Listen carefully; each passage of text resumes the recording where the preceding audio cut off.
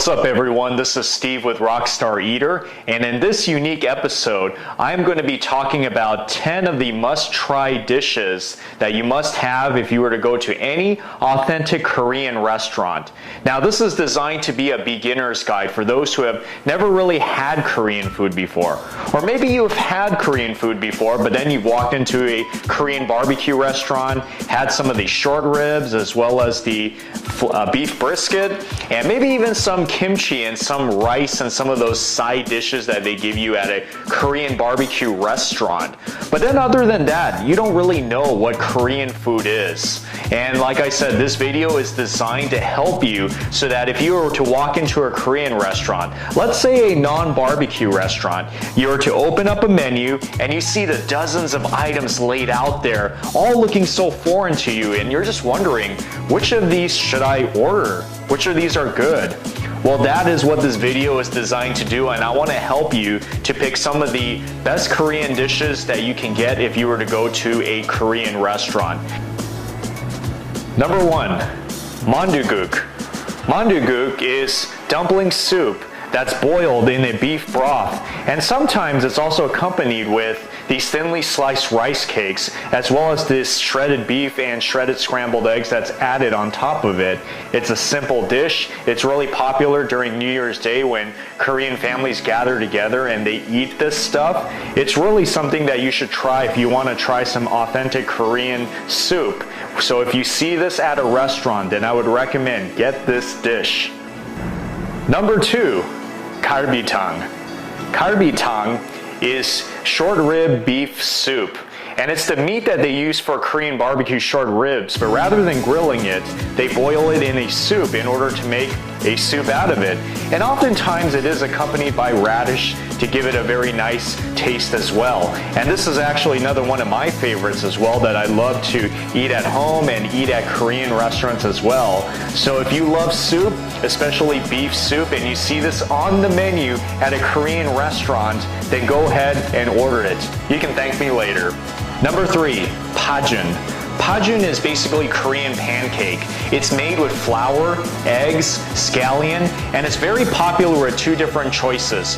One of them is seafood and another one is kimchi. But at the very least, I would recommend that you get kimchi pajun, kimchi pancake. It has a really nice crispy texture to it, and it just feels so good in your mouth. I mean, especially with that kimchi flavor that gives it a slightly spicy and slightly sour taste to it. It's an awesome addition to any meal that you can order at a Korean restaurant. So please take my word for it and order this dish if you go to a Korean restaurant. Number 4, bulgogi.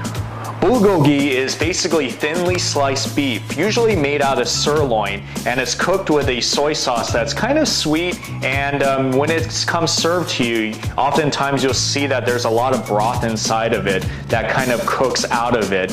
And it's a great meal that you don't necessarily have to get in a Korean barbecue restaurant. If you go to a non-Korean barbecue restaurant, they will serve it to you as a lunch or dinner item. You pack that in with some rice and some kimchi and all that other banchan, which is side dishes, and you got an awesome meal there for you. So this is one you definitely need to get, especially if you are a meat fan. Number 5, sundavu. Sundavu is spicy tofu soup, usually made with soft tofu, and that's cooked in a spicy soup where you can adjust it according to however level of spiciness you like it.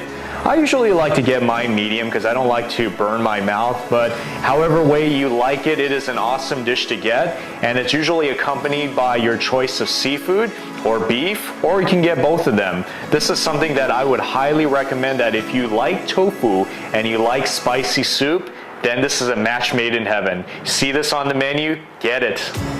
Number 6, bibimbap. Bibimbap is basically rice that's mixed in with cooked vegetables, assorted vegetables like spinach, bean sprouts, shaved carrots, mushrooms, and it's all kind of mixed together with some sesame oil, as well as the sauce called gochujang, which is a sauce, like a red kind of sauce that kind of gives it a little bit of a spicy flavor to it. So you put it in and you mix it all around, and basically, bam, that's your meal and you eat it just like that. It's also another one of the more popular, actually casual Korean dishes that you can try. So if you've never had bibimbap before, then this is something that I would recommend, especially in a Korean restaurant that can serve it to you in a stone pot where the rice is out sizzling. So don't miss this one, especially if you are a rice fan. Number 7, japchae. Japchae is sweet potato noodles that's cooked and that's mixed with other vegetables as well, such as with spinach and mushrooms and carrots, and oftentimes they do add in some shredded scrambled eggs as well, topped with some sesame seeds. Japchae is one of the more popular Korean dishes that you can eat, even as a side dish in many Korean restaurants. But this is something that would even make for a nice light meal. So if you see this on the menu and you are a noodle fan and you really love that sesame flavor, then I would recommend that you get this dish if you go to a Korean restaurant. Number 8, tteokbokki. Tteokbokki is spicy rice cakes. It is these rectangular shaped rice cakes that are cooked in this spicy thick sauce that has two distinct flavors which you taste in your mouth, the spiciness and the sweetness. This is a popular dish that's found all over Korea, and if you go to big cities or even small cities in Korea, you'll find them as part of street food, and they do serve these in Korean restaurants as well. So if you like spicy, you like rice cakes, and you see this on the menu of a Korean restaurant, then go ahead, order it. You'll love it. Number 9, salongtang. Salongtang stands for ox bone soup. It's a soup that's cooked with the bones of an ox, and it takes hours in order to make the soup. And after they filter it out, it makes for a very smooth, clean taste. And they top it off by putting some cooked radish inside, beef flank, green onions, and then you have a nice meal right there. Served, of course, with some rice on the side and maybe even some kimchi. This is a dish that I would most recommend, especially if you like garbitang. Then this is also another dish that kind of tastes like it, but is just as good. Don't miss this dish if you go to a Korean restaurant. And finally, number 10, samgyetang. Samgyetang stands for ginseng chicken soup.